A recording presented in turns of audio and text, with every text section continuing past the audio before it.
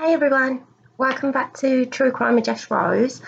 Now I did a video last night, not on the crime channel, but it was for the ponytail thingy bob. And on that I did say I was going to do a story today about a young lad called Seath Jackson. Now this story is from a show called Killer Women. I've seen it first on Killer Women with Piers Morgan. Now, since watching it, I hadn't heard of this one. And since watching it, I have looked up other things.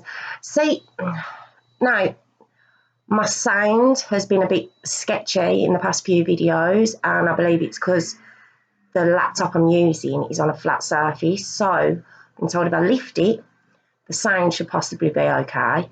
But hence, you can see this light that apparently I have to use, so I'm sorry about that. But I have been watching some of that crime videos. Now I'm not gonna say anything negative, but I do research these cases a lot to make sure that the facts I'm giving you are correct. And you know, if I do get anything wrong and wrong dates or wrong names or anything else, please let me know. Because some stories that I've watched are very questionable.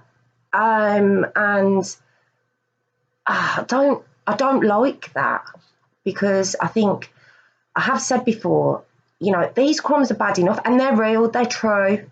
These have really happened to real victims, real families, real life things, and to not even try and find out the information you're putting across is correct, I think it's a bit naughty. I do. So there's my little rant for the beginning.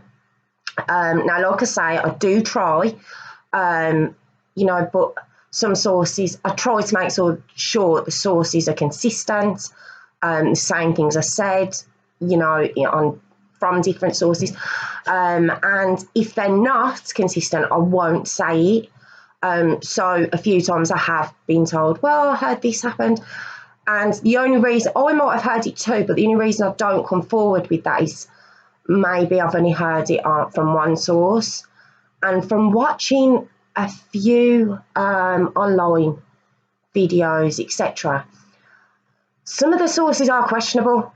And like I say, I don't think it's right to elaborate or try and exaggerate something that's already unbelievable. So I do try to make sure everything's factually correct. And if it's not, like I say, please pop it in the comments, please let me know. So, like I say, this is about a young lad, he was 15, named Seath Tyler Jackson. And he was born on the 3rd of February 1996 in Summerfield, Florida. This was actually in America. His parents, Scott Jackson and Sonia Jackson, and he was the youngest of 3 boys. And in 2011, Seath would have been 15, and he was a popular boy. If you look, I'll put a link in, you can see he's so cute. He's such a cute, good-looking lad. Because I'm very popular. The area that he came from, it's been said it wasn't like a rich area. I wouldn't want to say poor. That has been said, but it was not the greatest area in the world. Although you do see the family home and it's beautiful. So again, I don't know about that, but apparently the kids ran there from the local high school, colleges, etc. They were all kind of left to their own devices. Their family worked, a few of the people involved in these stories, their families were out working, their parents. The kids were basically left to their own devices, and because it was such a small town, everyone knew everyone. Everyone thought the kids would be safe. So, this is kind of how he started living his teenage life. Now, on Monday, the 18th of April 2011, Sonia, which is Seth's mum, she hadn't heard from Seth, and she was getting a bit concerned, and she reports him missing. It's not like him. She says she does appear on the show. She is interviewed in the show. Sonia and Seth's dad, Scott. And she said he's not like that. He always replied, no matter where he was, if he's going to be late or if he wasn't going to come back, always replied. So she reported him missing. Now, when talking to the police, a name came up and it was Amber Wright, who's also 15. Now, it turns out that Seth and Amber had been a couple from December 2010 to March 2011. So not long, 3-4 months, quite a short relationship. But as you know, at 15, it's very intense. You know, even 3-4 months is the equivalent of 3-4 years. You know, there's a lot of, you remember being 15. Now, when they broke up, Seth was gutted. He was really, really gutted about this. You know, he was very upset. And so the police went straight to Amber Wright and spoke to her. And she says she hadn't seen him since, she had seen him the night before, but she said he'd had a call from his mum or something. He had to go. And there was a girl with Amber called Charlie Eli. She was 18. And she backed that up. She said, yeah, we've seen him, but he kind of left, and that was it. End of story. But Amber and Charlie had been brought into the police station to be asked questions about Seth. And they were separated. And while Charlie was being interviewed, she kind of slips up and she says that when they saw Seth, they heard a bang, very cryptic, very odd thing to say. And everything from then on starts to blow up. And it gets really difficult to tell this story. I can't pretend it doesn't. Because it turns out that Amber, when her and Seth had broke up, started seeing a lad called Michael Bargo, who was 18. Seth and Mike did not get on at all. They didn't like each other. Now, bearing in mind, Mike's 18, Seth's 15. You know, it's only 3 years, but from 15 to 18, a big age gap. So on the night before Seth went missing, they interviewed a friend of his called William, and he says that there was a phone call. Amber had phoned Seth, and he didn't make out a lot of the phone call, but he heard her say, I love you, I want you back. That was said. And William was a very good friend to Seth, and he was saying, stay away from her, she's trouble, stay away. Seth had already had a fight with Mike because it was believed that possibly there was a crossover with Amber getting with Mike from finishing with Seth. You know, all very love triangle kind of thing.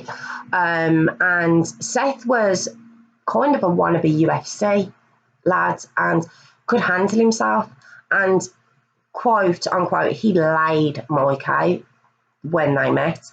So Mike didn't take this well. I mean, he's 18. You know, he's a bit of a jack the lad. He's got all tattoos. He wants to think of himself as, you know, a bit of a bad lad. Doesn't like being laid out by a 15-year-old. So Amber hadn't mentioned any of this to the police. Didn't mention Mike Bargo. Didn't mention phoning Seth. Nothing of the above. And you, on the show, like I say, it's Killer Women with Piers Morgan, you see her videos of when she was brought in. And for a 15-year-old girl being brought in for her missing ex-boyfriend, she's very calm, very laid back. She's got her feet up on the chair, shoes off. You know, doesn't ring very true. And she's still sticking to her story at this point. You know, I've seen him, but he left. Now, when Seth and Amber broke up, there was a lot. I've seen it online. A lot of social media back and forth between them. Now, Seth doesn't seem like he was an angel. You know, he was only 15. Had a lot to learn. She was only 15. The things that were going back and forth were very degrading on both sides. You know, he was claiming she was a cokehead, you know, druggie. She was claiming the same. It turns out that because these kids were kind of left to their own devices, that was something that went on. They did dabble in Class A drugs. You know, they were a bit naughty. But it was just a very childish back and forth on social media. Now, Kyle Hooper, who's Amber's brother, used to be friends with Seth. He's also not liking this back and forth on social media. So there's a lot of different people involved in this whole love triangle breakup. Now, Kyle sees that Seth's missing. The fact that Seth was missing appeared on TV. You know, it was on the news. And Kyle and Amber's mum, don't forget Kyle Hooper, Amber Wright, although different names, they're brother and sister. Their mum phones the police and says, my son wants to speak to you about Seath Jackson, the lad who's missing. So Amber, Kyle, Charlie get brought in again. And everything changes. And basically you see the mum in the interview room as well. And she doesn't know what Kyle knows, apparently up until this point. Amber, on the night before, on the Sunday night, messaged Seth saying, I want you back. And you see these messages, and he actually says on them, Amber, if you're trying to get me jumped, if you're trying to get me... Don't forget, he's fought Mike. Mike hasn't liked it. It's well documented, well known that Mike was really not happy about this. So he's like, if you're trying to get me set up. So he didn't quite trust her. You know, I'm going to be really upset. I'll be done with you. And she's like, no, I love you. Please come round to Charlie's. Now, Charlie had a trailer that they all hung about in. Seth also knew Mike stayed there sometimes. So he was very, very cautious and dubious about going to meet Amber at Charlie's trailer. But unfortunately, he goes. When he gets there, Mike's there, Kyle's there, which is obviously Amber's brother. And when Seth sits down, Kyle, her brother, he says he hits him over the head with a bar. Bear in mind, Seth's 15 years old. He's still a child. Amber, who set this up, is still a child. Kyle Hooper, her brother, is only 16. I missed that out. He's 16. So these are children, really. And Kyle hits Seth over the head with an iron bar. Then a fight breaks out with Mike and Seth. So he's basically getting done what he said, you know, promised me is not going to happen. He's getting jumped. And then out of the blue, Mike shoots him. He shoots him while this fight's going on, but he only shoots him once. But Seth nearly got away. He runs out of the trailer. This 15-year-old boy, who's obviously badly hurt at this point, he's shot, and he manages to run. He manages to get to the end. Now, you see a picture of the trailer and where it is, and it's on like a little bit of land, and you can imagine him running for his life. They drag him back. They drag him back inside.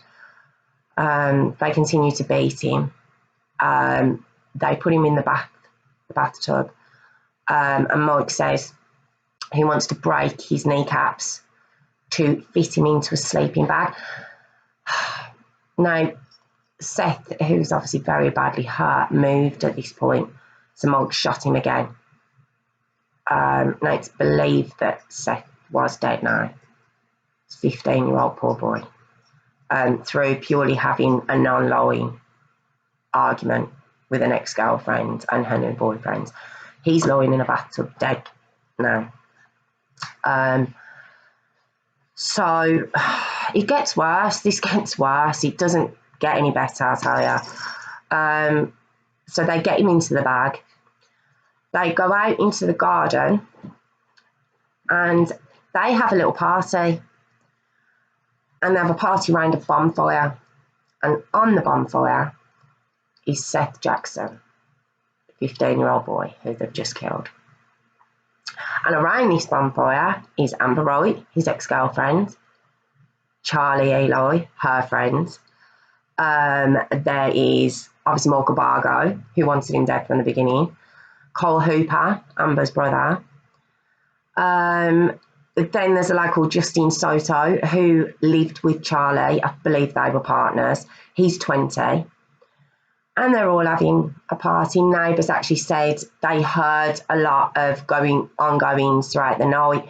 In an interview, one of the neighbours says he did hear shots, but because of the party that was ongoing throughout the night, he just thought it was a firecracker or something, and they just carried on about their business. This poor boy was being burnt to absolutely nothing on a bonfire where they're drinking and smoking and having themselves a great old time. It's just beyond comprehension that these are children that have done this. You know, there's a couple that are adults that you can't class them as adults. You can't, because an adult wouldn't. Yeah, a child wouldn't do that. I'm very conflicted. I'm just not conflicted. I'm disgusted at this story. Come the morning, all that was left of Seath Jackson was just fragments of bones and ashes, where they proceeded to shovel the ashes into 3 5-litre paint containers. And then they go, Michael Bargo and another lad, James Haven, who was 37 years of age, he helped Mike take the remains, the ashes of Seath, to a quarry and throw them over. And the most disgusting part that really sunk my stomach in this story was one of the containers they threw over broke open on the side of the cliff to the quarry, and his remains the ashes just fell down the cliff. It's just awful. And then this James Haven helps Mike do a runner to 80 miles away to a friend's house. And this all comes out in the police station. This is what transpires in the police station that happened that night to this poor boy who, don't get me wrong, he was involved in the arguments. You know, it's on there for people to see. You can see some of the things he said. You know, they weren't great. You know, no one's pretended this boy was angelic or anything else. But he was a boy who was hurt, gone through a breakup, found out that, you know, the girl he loved is now with a lad he absolutely despises. We've all done it at that age. We've said some horrible things. But you don't mean them. You don't follow them through. It's just... Now, in this interview on with Piers Morgan, Amber Roy it's 5 years later and she's 20 in this interview. And it's a small girl, you know, walk past her in the street, red-headed girl. But there's no remorse. Now, Piers does say he feels she's a bit contrite about it, and I didn't see that. I didn't. I seen a girl who was just sad about being caught. She's sad that she blames it all. I mean, she's sad because she got caught, and she blamed it all on Mike. In fact, she blamed it on everyone, and said she was manipulated by Mike, and, you know, none of this would have happened if it hadn't been for Mike or Charlie's trailer, or, you know, she blames everybody. But the fact is, and you see a bit of the courtroom proceedings, the lawyer for, obviously, the prosecution he'd still be alive if it wasn't for her. You know, she lured him to that trailer. She messaged him, and because of the love he still had for her, he went blindly. He was told boyfriends don't go, she's not good, she's a bad girl. None of them knew for that reason. They just didn't trust her, they didn't like her. And he walked into a complete trap that even, I think, in your wildest nightmares, he wouldn't have thought that was about to happen. But the fact is, Amber did.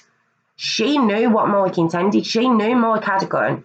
She knew he intended to get that. She knew they were going to burn him. She actually talked about lighting the fire. She actually talked about that. she was involved 100%. She wasn't, called him over thinking, oh, he's going to get a bit behind, he's going to go. She knew what they were going to do. They all knew. They'd spoken about it, and, it was premeditated beyond belief. It was, yeah, we're going to get him here, we're going to kill him, we're going to burn him. And they followed it through. They carried it out. And like I say, at that age, we all, oh, God, I hate him or I hate her, and to actually follow it through. And Piers asks her a question, and he says that knowing that Mike intended to do serious harm to Seath, he intended to kill him, he intended to burn him, shoot him, beat him, he was mutilated, it's just devastating. Piers Morgan asks her, he says, why didn't you stop it? Why did you message him? Why did you push those messages? Because it wasn't one message. Why didn't you stop it then? And 5 years later in the interview, don't forget, this isn't when she's 15, this is when she's 20. She just kind of stares in space. She goes, I don't think I wanted to. I don't think I wanted to stop it. I wanted it to happen. She was only with this lad 3 months. And she says that this is 5 years later, and asked if she would ever want to see her co-defendants again, or Mike, the lad who this was all about. She's like, I thought about writing the letter, getting in touch, but I don't think I could actually face any of my co-defendants because, I blame them all. This is how cold and calculated this girl actually is. Now, in the show, like I say, he does interview Seath's parents, Scott and Sonia, and they're very calm. Well, the mum's very calm. When asked, is there any sign of forgiveness, or what would you do if you ever seen her? The actual words that Dad used is, I want to torture and kill the bitch. Slowly. There is absolutely no chance of, and I don't blame him, 100%, no chance of forgiveness or, any sort of, and he does say her, because they knew Amber. She used to go around to their home and have dinner with them. So a lot of the anger is at her, but it is at all the rest of them. There was 6 of them involved, but given that she wasn't the mastermind, apparently, because Mike came up with the shooting and the burning, but at the same time, she was the manipulator. She was cunning. She knew what she was doing. She was a very clever girl. And the mum says, she said she's seen a manipulative side of her even in that 3 months, but because Seath had other girls, the dad was very laid back. He was like, when she came, I thought nothing of it. He'd had a lot of girlfriends. He was a good-looking lad. He just thought another girl, thought nothing of it. When they broke up, he consoled him. You could see that obviously he felt differently about this girl, and maybe it was his first love, and, he consoled him. But he said he'll move on, he'll be fine. The mum at one point, when asked the same question, she was like, maybe down the line I could find it in my heart to forgive them. And you see Scott, Seath's dad, just stare around and be like, are you joking? So they're obviously very conflicted there, or whether she felt to say it on camera. I don't know. But, this was, 8 years ago, still very, very fresh and raw for them, and I can't imagine it. I can't imagine the pain they have gone through. He had 2 older brothers. I can't imagine their anger at it. I just can't. My opinion, actually I haven't got to that yet. I apologise. Michael Bargo, who was 18, seen Amber, the one who ran, the one who shot him, the one who they all say wouldn't have happened if it hadn't been for him. He was charged first-degree murder, and because he was 18, he was eligible for the death penalty, which he got. He's actually on death row at the moment. Amber Wright, because she was 15, she wasn't eligible for the death penalty, although they tried her as an adult, but she couldn't be tried for the death penalty. There was a loophole there, but she's got life. She'll never get out. She'll never see the light of day again. Love the American justice system. Cole Hooper, her brother, who was 16, life. Never see the light of day again. Charlie Eli, who was 18, whose trailer it was, also got life. Justin Soto, 20, who lived with Charlie, life. Sorry about this. And James Haven, who was charged with accessory to murder for helping Mike throw Seth into the quarry and also helping Mike run. He got life. But the final three have been told they might stand a chance of being released in the far future. But for Michael Bargo on death row and Amber and Kyle, the brother and sister, they'll never see the light of day again. And, you know, Piers Morgan said he was conflicted about that because she was so young. Not at all. Not at all. Not a doubt in my mind that decision was right. And I do wish our justice system was as brutal, to be honest, because I just think it's right. I do for something like this and prove beyond unreasonable doubt. Sorry. Yeah, 100% agree. Agree with the death penalty. Agree with life in prison.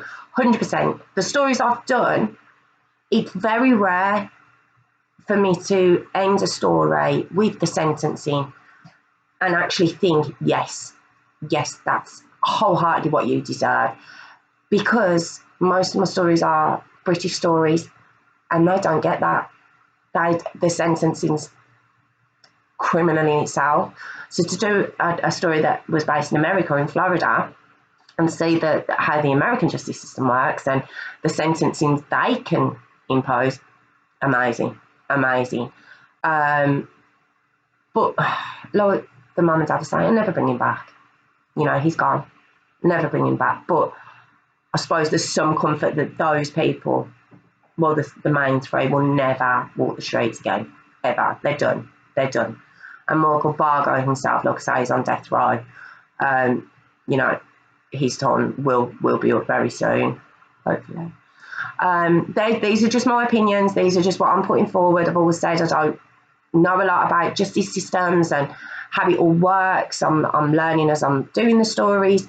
These are just my opinions. They are. If you disagree, think I'm being too harsh, not harsh enough, please drop it in the comments. But yeah, that was my story of Seath Jackson from the show Killer Women with Piers Morgan. Absolutely awful. Like I said, I hadn't heard these stories, so when I watched it, of course, I had to have a look, you know, a lot more into it, and I thought I've got to share it. I'm sorry about this. She's in heat, and yeah, I just wanted to share it with you. Thank you for joining me, True Crime with Jess Rose. If you fancy subscribing, get my videos first. Or like I say, drop a comment in, and yeah, I'll see you soon. Thank you again for joining me. Thank you.